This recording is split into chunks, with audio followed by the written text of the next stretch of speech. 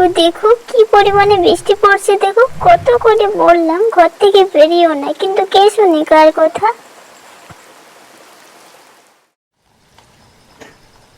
কি গো, তুমি বাইরে দাঁড়িয়ে কেন? কি করবো বলো, তুমি তো আমার কথা না শুনেই বাইরে চলে গেলে। চারিদিকে কি কালো মেঘ করেছে একটু দেখো। হ্যাঁ হ্যাঁ, ওর জন্যই তো বাড়িতে চলে এলাম। এই জলের মধ্যে কোথায় কাজ খুঁজবো বলো?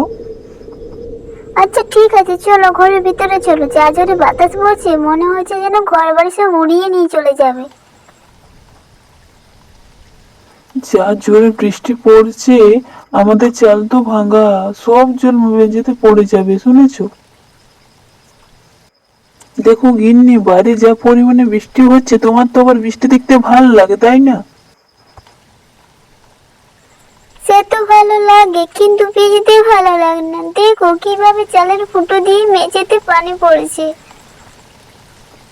তাই তো, এইভাবে পানি পড়তে থাকলে কিছুক্ষণ পর আমাদের ঘরের ভেতর তো পানিতে পড়ে যাবে বউ।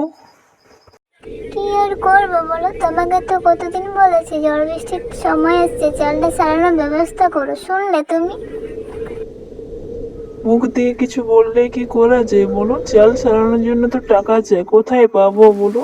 এমনিতে তো কেউ করে দেবে না। আমি বললে কি মহাজনের সাথে তো কথা বলে দেখতে পারো না?